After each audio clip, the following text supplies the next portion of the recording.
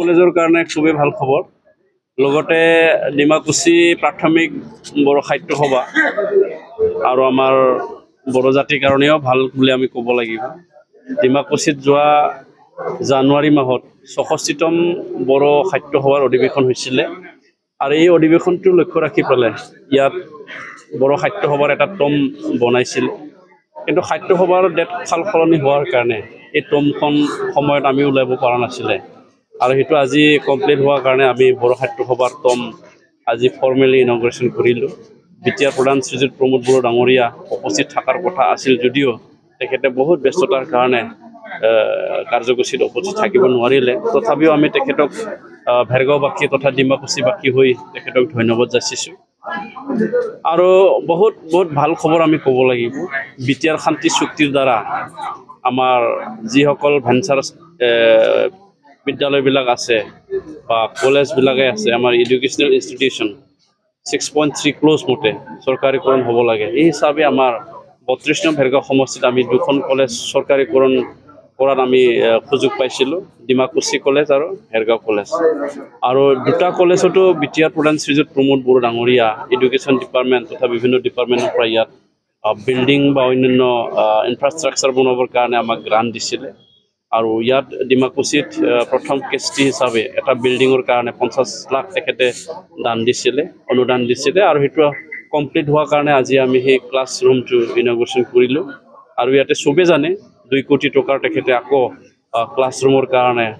তেখেতে অনুদান দিছে হেতুৰ কামো চলি আছে গতিকে এই গোটেইখিনি ইনফ্ৰাষ্ট্ৰাকচাৰ হোৱাৰ পিছত আমি সেই ডিমাকুচি অঞ্চলত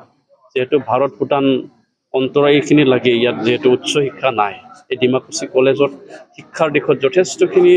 অৱদান আগবাঢ়িব পাৰিব আৰু ইয়াত যথেষ্ট সংখ্যক ছাত্ৰ ছাত্ৰী আহিছে ইতিমধ্যে আমি কলেজৰ প্ৰিন্সিপাল ডাঙৰীয়াৰ পৰা গম পালোঁ ফাৰ্ষ্ট সেমিষ্টাৰতে 400তকৈ অধিক ছাত্ৰ ছাত্ৰী ইয়াত এডমিশ্যন লৈছে গতিকে হেতু আমাৰ এই অঞ্চলৰ কাৰণে খুব লক্ষণ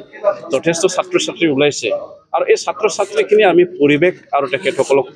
সুযোগ বা সুবিধাটো আমি দিব লাগিব এতিয়াতো আমাৰ চৰকাৰৰ দায়িত্ব আৰু কৰ্তব্য এই কাৰণে বিটিআৰ প্ৰধান শ্ৰীযুত প্ৰমোদ বড়ো ডাঙৰীয়াক আমি ধন্যবাদ যাচিছোঁ তেখেতৰ অনুদানত আমি বিল্ডিং পালোঁ ইয়াত ডেস্ক বেঞ্চ আলমিৰা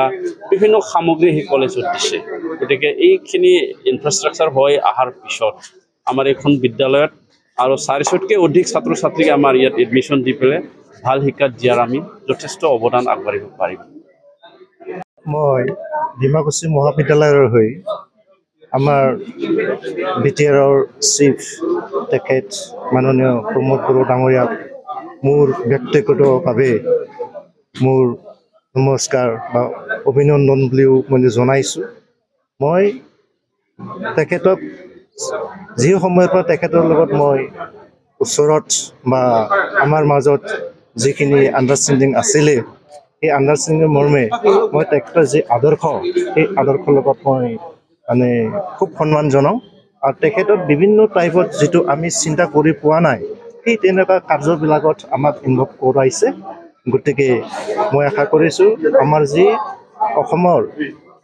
যি প্ৰাদেশিকৰণৰ সমস্যা এই সমস্যাটো আজিৰ সমস্যা নহয় বহুত দিনৰ পৰা সমস্যা আছিল কিন্তু আমাৰ এটা ভাগ্যৱান বুলি ক'ব লাগিব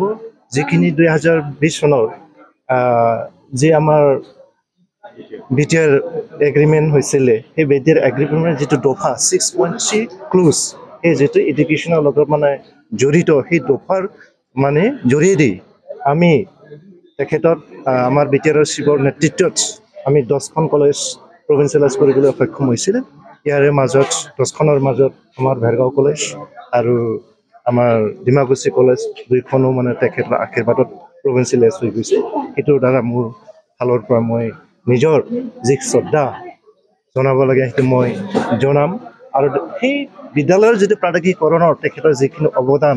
দিছে বা আমাৰ ভেৰগাঁওবাসী অঞ্চলৰ যি ৰাইজ সেই ৰাইজবিলাকৰ যি আশীৰ্বাদ সেইটো তেখেতৰ লগত থাকিব মই আশা ৰাখিছোঁ আৰু তেখেতে আমাক মানে লগা বা শিক্ষাৰ দিশত শিক্ষাক আগবঢ়াই লৈ যাবৰ কাৰণে ছাত্ৰ ছাত্ৰীৰ কাৰণে আমাক ইনফ্ৰাষ্ট্ৰাকচাৰৰ দৰকাৰ সেই ইনফ্ৰাষ্ট্ৰাকচাৰ দৰকাৰ মৰ্মে আমাক আজি তেখেতৰ মানে আশীৰ্বাদত আমি 50 লাখৰ যি বিল্ডিং সেই বিল্ডিংখন মানে উদ্বোধন তেখেত আমাৰ বাবু বাবা আছিল দেৱে উদ্বোধন কৰিলে তেখেতক মই মোৰ ফালৰ পৰা মানে শ্ৰদ্ধা জনাইছোঁ মই আশা ৰাখিছোঁ ইয়াৰ বাহিৰেও আৰু যিখিনি 2 কোটি আমাৰ হ'বলগীয়া আছে তেখেতে অলৰেডি মানে কামটো মানে আৰম্ভ কৰাৰ মানে সন্মুখত গতিকে সেই কামো আমি পূৰণ হ'ব বুলি আশা ৰাখিছোঁ আমি তেখেতক আৰু ধন্যবাদ দিব লাগিব আমাৰ বিল্ডিঙৰ বাহিৰেও যিখিনি আমাৰ ইনফ্ৰাষ্ট্ৰাকচাৰ লাগে বা ল'ৰা ছোৱালীক পঢ়িবৰ কাৰণে ডেস্ক বেঞ্চ লাগে খোৱা পানীৰ কাৰণে ব্যৱস্থা কৰি দিব লাগে তেখেতে আমাক মানে ইভেন মানে গৰমৰ দিনত ঠাণ্ডা পানী খাব পৰাকৈ